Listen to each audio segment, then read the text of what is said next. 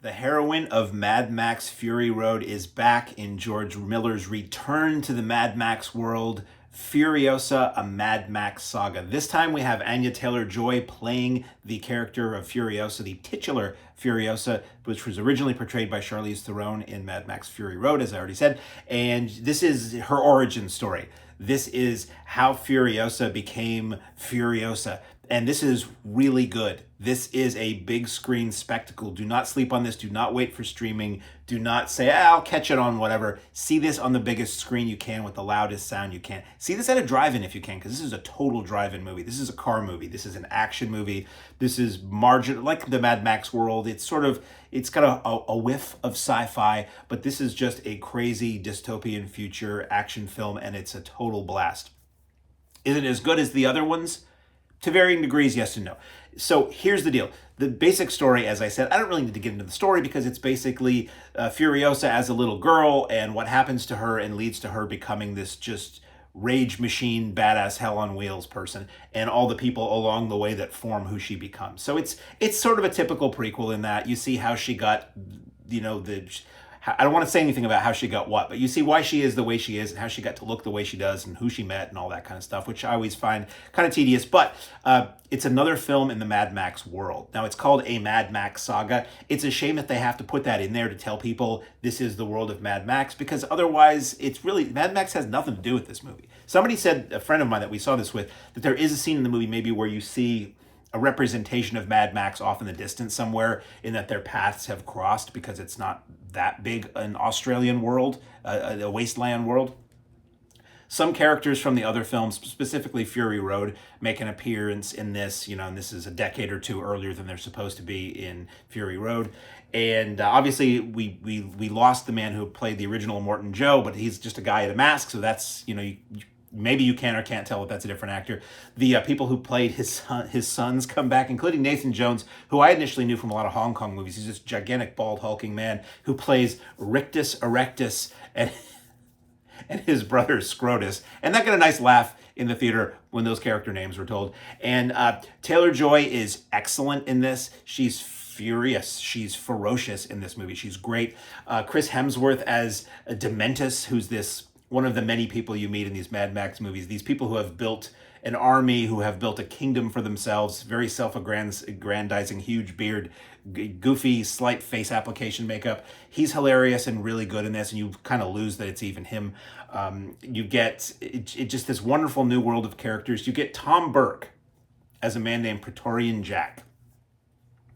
So there's a sequence in the movie where Furiosa meets this guy, and all I'll say about this guy, Tom Burke, in this character in this film, is that if you ever wondered what it would have been like if Stacy Keach stayed in Australia after he made Road Games and got cast in The Road Warrior, this movie gives you that. Action is phenomenal, incredibly creative and over the top and visionary, this George Miller world. It feels right along lines with the other Mad Max movies. But I will say this, a lot more use of green screen and CGI in this film than has been done previously. I don't know if it was a budget thing or if it was a creative decision or if it was to meet a release schedule or what, but there are many times where it feels like they're not really in that world like they did in all the other movies, where they just went to a desert or they really did all this stuff.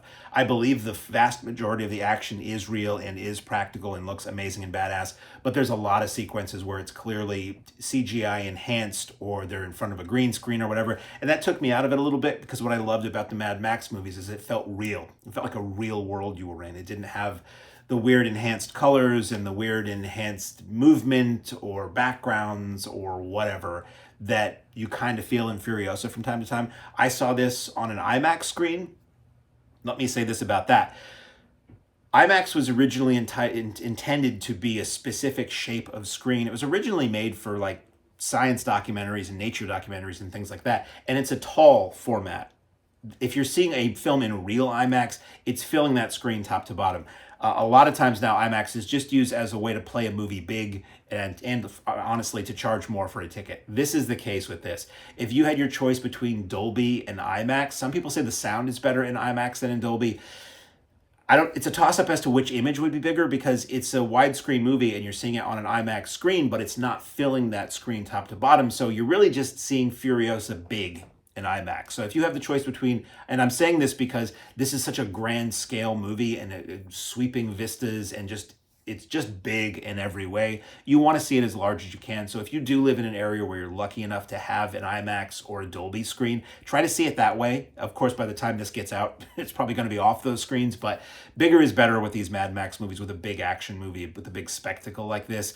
And in the end, I sort of thought back and said, well, maybe Dolby would have been a better way to see this because it wasn't the full IMAX, even though the theaters that play it that way have these big banners that say, see it in IMAX. You really want to see something that's shot in IMAX, ideally, to get the full effect of that. And if you're seeing this in some area where you don't have IMAX and you're like, shut up about these formats and these premium cinemas I can't see this in, just see it in the theater. It's going to be way better than seeing it at home. It's going to be cool at home, but you really want to be able to see all the details because so much detail is packed into the costumes and the vehicles and the production design. If you loved Fury Road, this is much more of that world than it is the world of Mad Max or Thunderdome or Road Warrior or any of that stuff. It's much closer in time and location to Fury Road, and it's really just an extension of Fury Road. One thing I did not like about this film, and it's not a spoiler in any way, the movie climaxes and does what it's going to do, directed by George Miller in the credits, and then the credits cut from credits on black to shots from Mad Max Fury Road that basically tell you the entire story of Furiosa in that film, which to me felt like a huge spoiler because if you watch this movie, if somebody's never seen either and they want to go and watch Furiosa and then Fury Road, the end credits of Furiosa are going to ruin Fury Road. And it contrasts the fact that you'd seen Anya Taylor-Joy being excellent for the duration of this motion picture, and then in the credits you're seeing Charlize Theron as the character, and it just sort of took me out of the experience that I just had.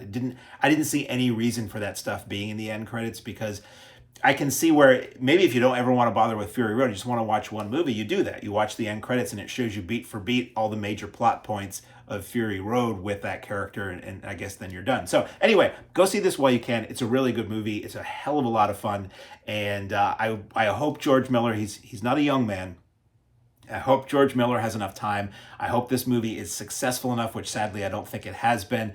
But I hope it's... And Fury Road wasn't that big a movie either, if we want to be honest. It did okay. It did well in the theater. It really built on video and became a phenomenon almost after the theaters. So hopefully that's the case with this. I say this just because, first of all, who thought we were going to get more Mad Max movies decades after the originals, let alone one that was as good as Fury Road and as good as Furiosa? So if we can get one more, I'm being the kind of movie fan that I generally really detest, which is, can you just do it one more time? I know it's not going to be anywhere near as good, but can you just do it one more time? We got two more really good ones. So if we got any more, that would be grand. If not, thank you, Mr. Miller, for giving us two more trips back to the wasteland. Furiosa in theaters now.